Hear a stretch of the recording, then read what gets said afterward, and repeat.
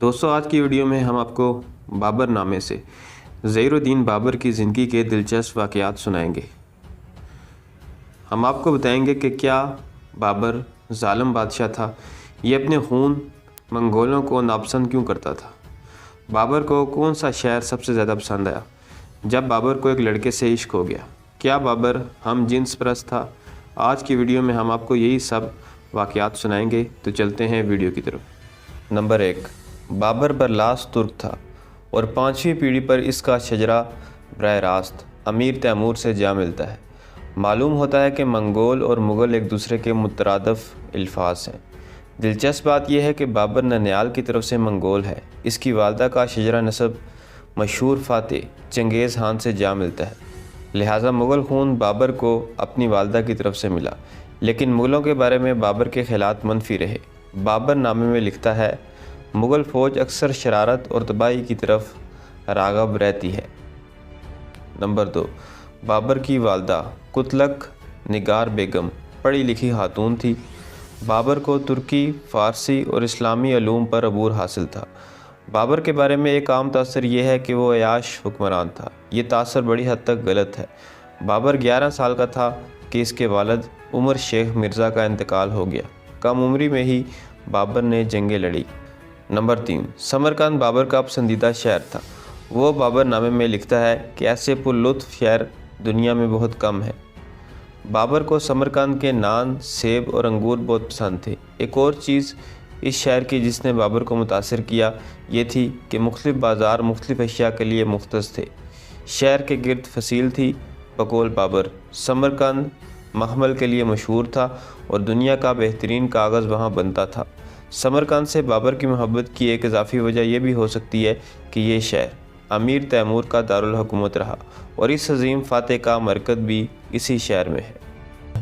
Number 4، Babar نامہ پڑھیں تو مصنف کی ایمانداری اور صراحت عیاں ہوتی ہے، یہاں تک کہ کابل کی فتح کے بعد بابر اپنے ظلم اور قتل عام کا ایسے ذکر کرتے ہیں کہ جیسے معمولی بات ہو۔ آئیے یہ قصہ بابر کے اپنے الفاظ میں پڑھتے ہیں۔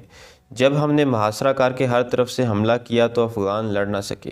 100 سے 200 افغان پکڑ لیے گئے اور پھر انہیں قتل کر دیا گیا۔ کچھ ہمارے سامنے زندہ لائے گئے اور چند ایک کے سر ہمارے حضور پیش کیے گئے۔ قتل شدہ افغانوں کے سروں سے ہمارے کیمپ میں ایک ستون بنایا گیا۔ یاد رہے کہ مفتوح فوج کے سروں سے ستون بنانے کی روایت بابر کے جد امجد امیر تیمور کے وقت سے چلی آ رہی تھی۔ کابل کے بعد بابر نے باجوڑ فتح کیا اور یہاں 3000 لوگ قتل ہوئے۔ اس عمل سے لگتا ہے کہ بابر بہت ظالم شخص تھا، لیکن دراصل ایسا نہیں تھا۔ اس زمانے میں جنگ کے بعد مفتوح لوگوں پر داغ بٹھانے کے لیے قتل عام ضروری سمجھا جاتا تھا۔ نمبر 5، بابر کی پہلی شادی 17 سال کی عمر میں عائشہ سلطان بیگم سے ہوئی۔ شادی کامیاب رہی لیکن اتنی زیادہ نہیں۔ بابر لکھتے ہیں کہ اس کے اور اس کی بیگم کے درمیان شرم و حیا کا ایک پردہ حائل رہا اور 15 روز بعد ایک دوسرے کو ملتے تھے۔ نمبر 6، شادی کے بعد بابر کو ایک لڑکے سے عشق ہو گیا۔ اس کا نام بابری تھا۔ بابر نے اپنے محبوب کے لیے فارسی میں شعر کہے جو بابر نامے میں درج ہے۔ بابر اس بات کا اقرار کرتا ہے کہ وہ اپنے معشوق کے چہرے پر نظریں نہیں جما سکتا تھا۔ جب کبھی یہ لڑکا بابر کے سامنے آتا تو بادشاہ کو گفتگو کے لیے الفاظ نہ ملتے۔ ایک روز بابر اپنے مصاحبوں کے ساتھ ایک کوچے سے گزر رہا تھا کہ وہ لڑکا اچانک سامنے آ گیا۔ بابر اس بات کا اقرار کرتا ہے کہ وہ بے حد کنفیوز ہو گیا۔ بقول مصنف، اسے دیکھنے اور اس سے بات کرنا دونوں میں بے حد دشواری تھی۔ وہ اس بات کا بھی برملا اظہار کرتا ہے کہ اس عشق میں وہ متعدد بار برہنہ سر اور ننگے پاؤں پھرتا رہا۔ نمبر 7، اب سوال یہ پیدا ہوتا ہے کہ کیا بابر ہم جنس پرست تھا؟ شاید یہ بات کسی حد تک صحیح ہو، کیونکہ بابر کی شادی ہو چکی تھی مگر بیوی سے قربت اور محبت کا رشتہ استوار نہیں ہو سکا تھا۔ میرا خیال ہے کہ بابر کا یہ عشق بڑی حد تک افلاطونی تھا۔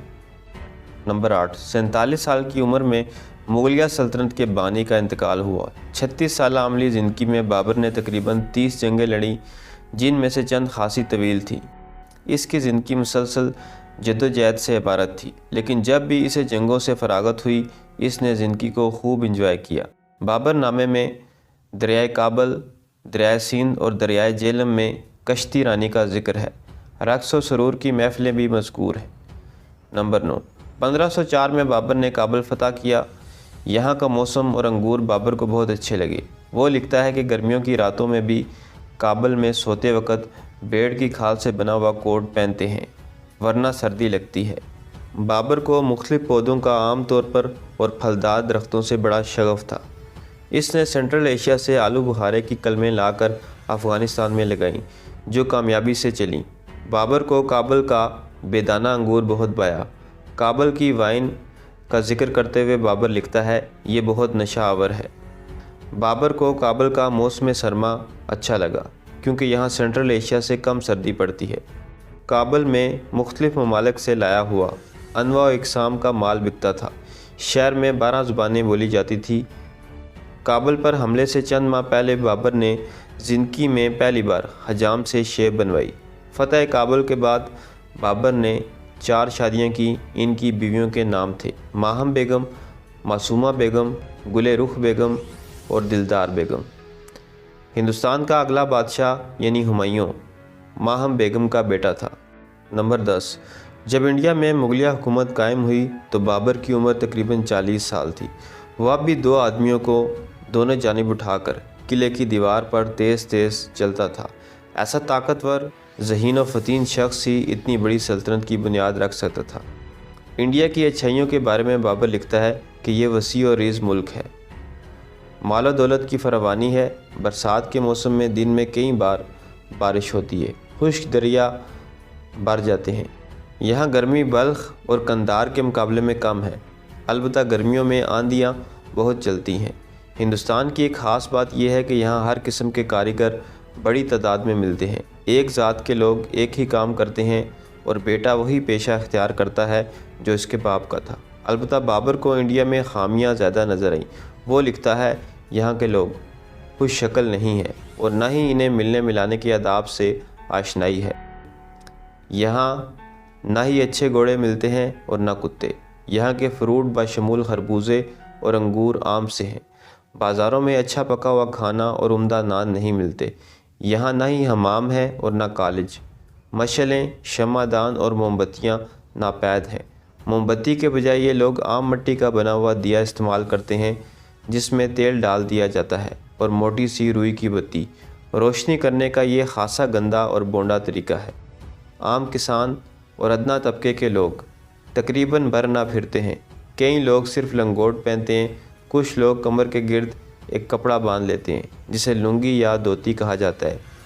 औरतें अपने बदन के गिर्द कपड़ा लपेटती हैं, जिसे साड़ी बोलते हैं। तो दोस्तों, ये थी मेरी आज की वीडियो पसंद आए तो चैनल को सब्सक्राइब करें। मिलते हैं अगली वीडियो में। अल्लाह हाफ़िज़।